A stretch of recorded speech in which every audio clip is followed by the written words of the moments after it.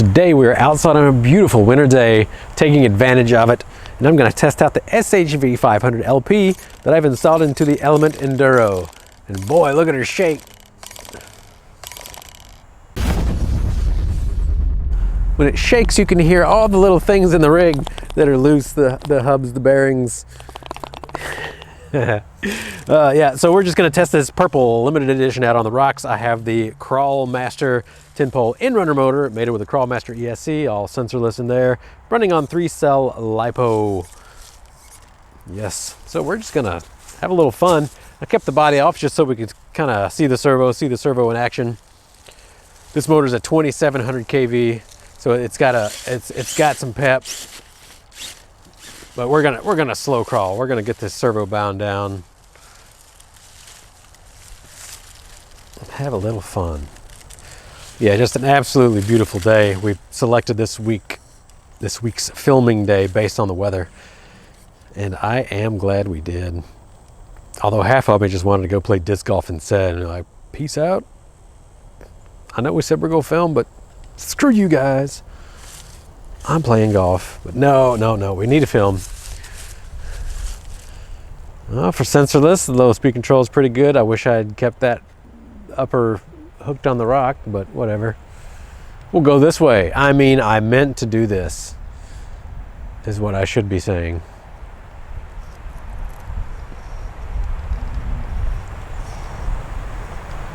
Just letting the tires do the work. Element does come with pretty nice compound of tires. You'll probably see another video that will be released where I am out here when it's basically iced over, snow and ice on the rocks, and the tires did really well. I was pleased. Now that skid plate, on the other hand, is, there we are, giving us a little trouble. But not too much trouble. Nothing we can't get past. I must say, this servo is quiet. It is very nice to have a quiet servo, and I know in the past we've had loud servos, and I heard you. I heard you. You like quiet. So, ESC's quiet, motor's quiet. It takes a lot of time and effort on some of these projects, but we are doing it. We're doing it. And what are we doing? Making things quiet. Pretty sure that's what I was saying.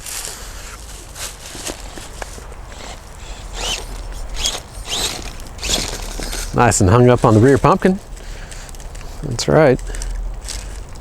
Yeah, we can see our torque twist in that one little spot. See if I can get it again. Come on, twisty twist. Do it. Yeah, just a little bit. The Element really doesn't have much. This is kind of the perfect scenario to let it show some flex. We'll just drive into it, let it settle. There we are.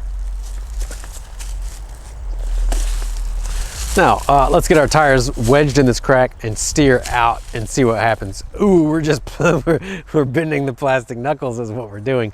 As you can see, the servo is still throwing, but it's not translating into full motion, just because of the plastic parts that are still on there. The plastic panhard was really moving a lot. So, powerful enough on 3-cell for a stock rig? Absolutely. I'd really recommend this for about any crawler, even though it is a low profile. It has more gear reduction in the 5-gear layout, which lets us actually cram a longer motor in there. It gets some of the other parts out of the way so that the effective length of the motor can be longer for the same size case.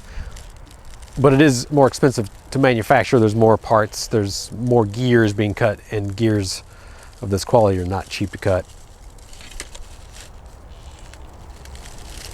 So there are some downsides, mostly cost to the arrangement, but that lets us have such a tiny little motor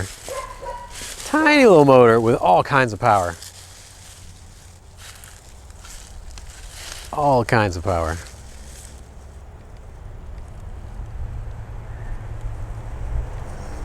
I guess I should have said tiny little servo. You know what I mean. But if you don't, let me know in the comments. And if you're mad about it, let me know in the comments. Oh no, I can't believe I've done this.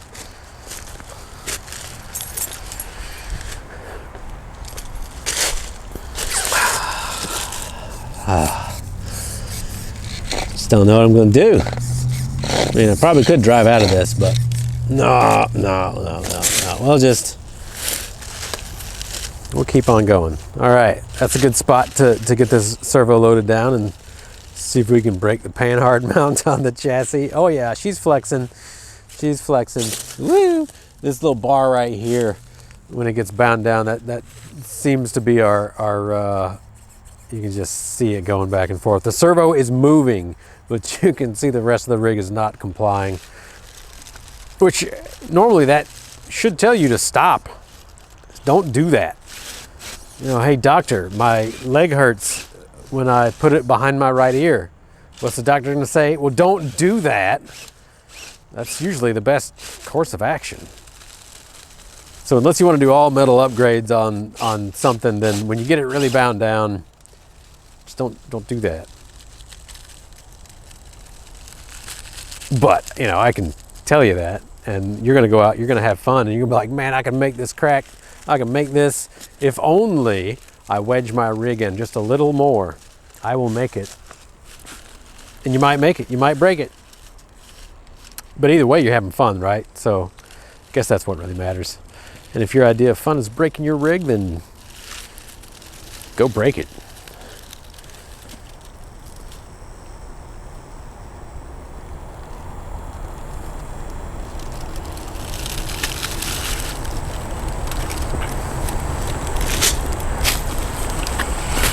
Let me know in the comments what kind of weather you were experiencing today. We're about mid-January, and it is almost 60.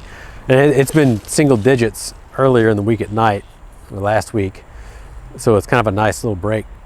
And it's still freezing overnight. Although I think this morning it was slightly above freezing when we got up.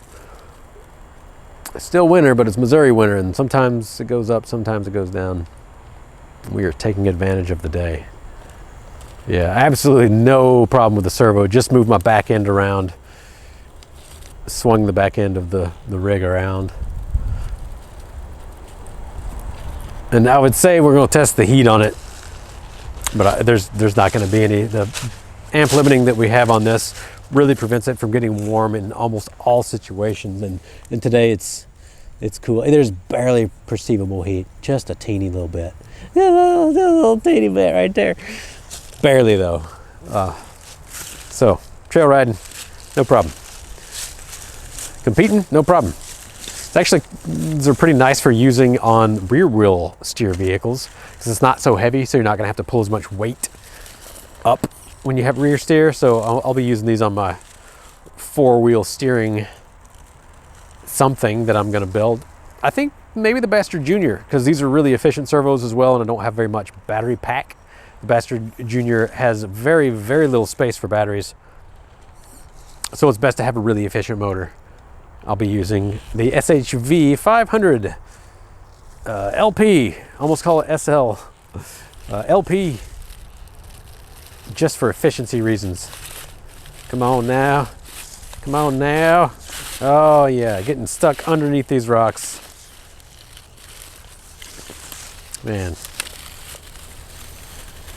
You know, if it's up to me, I would keep crawling all day, but I think we've actually almost shot a full video. So while I'm at the end, I'm just gonna do a fast trail run all the way down the rock pile, just so we can call it a full run. Oh dear, gotta watch where I'm going. Place those tires, straddle the rocks.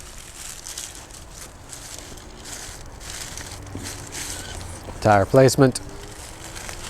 There we are. Oh, it's perfect. It's almost like I made some of these choke points for a rig. Actually, there is a section that I made for one specific rig out here. And it has been a few years since I drove it, but it was so incapable that I had to make specific runs. Let me know in the comments if you know what that rig was, if you remember watching these videos, or if you would guess out of my fleet which one is so incapable that it would need its own flat courses, essentially. Oh yeah, look at her go. Look at her go. What a pleasure. What a pleasure to drive. Love the Element.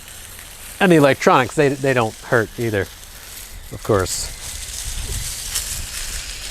But I am going to call it there against my will, because man, is it a nice day. I do thank you for tuning in. If you got any comments, leave them down below. Questions, leave them down below. I will actually tell you where babies come from this time, I promise. In the meantime, hope you have a great day. Thanks for tuning in.